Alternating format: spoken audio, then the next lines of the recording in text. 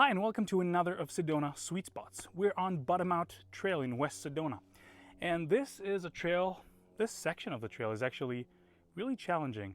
And I know it doesn't look it, but I'm standing on a part of the trail right now. So let's break it down and see how we can roll it.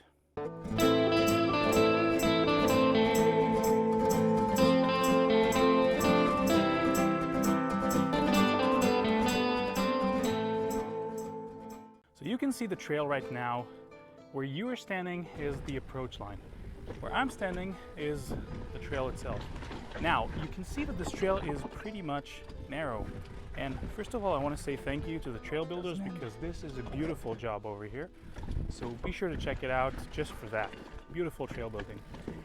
Now, as I approach this section, it may look really intimidating in the beginning because it's very narrow. And if you stop in the middle of it and regret, you don't have anywhere to place your foot down and you might fall all the way down. It's not that big of a fall, but it's not very nice. All right, so now let's talk about how not to fall. And I want to talk to you about your approach speed. If we'll approach in too low of a speed, we might not be stable enough. That means that we might get kicked off our line and we might need to place our foot down, and that's not a good idea over here.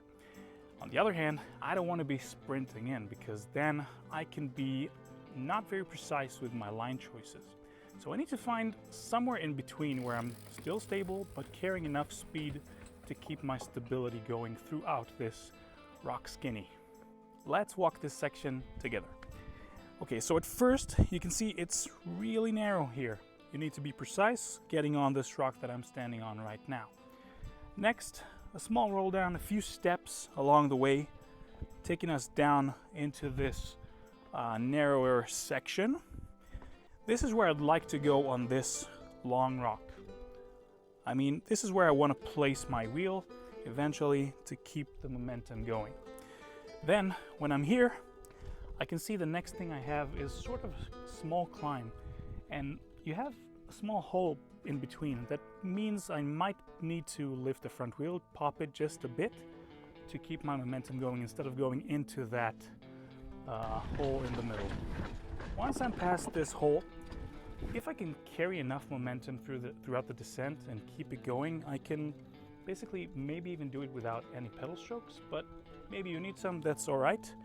We'll go up this small climb onto this big rock, taking us to the second section of the descent.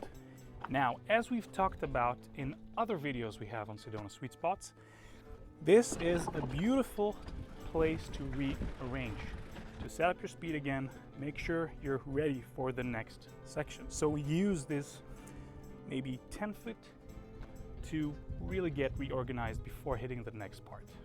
Now we've reorganized and we're getting into this narrow section. My handlebar is 780 millimeters wide, so it barely goes through here. So if you have something wider than that, I would check it out before trying to go through, maybe hitting one of the sides. Then we go into this roll down and getting prepared for the next big descent that we have. Now, here we don't have the complexity of line choice because the line is pretty much straight and there's only one line, in my opinion, that works here. So I would go straight in the middle all the way to the off-camber rock at the end, just rolling everything down, making sure I have a lot of range of motion throughout this descent to complete all of it. What you also need to have in this section is commitment. You can't stop everywhere, only in specific points. So you need that commitment to keep going, continue keeping your momentum, and basically knowing that you have the skills good enough to go over and complete the whole section. This is another great example that we keep saying over and over in our videos, that for this challenging section, all you need is fundamentals, but you need to be very good with your fundamentals. The most important skills you need to go through this section safely and flow it is how to roll down. That means using your range of motion with your arms and your legs, speed control, looking ahead, and choosing the correct line. Please hit the subscribe and the like button to see more and not miss out of any of our content. Also, if you want to learn about these skills, check out ridebox.bike for our online coaching. And see you on the next videos.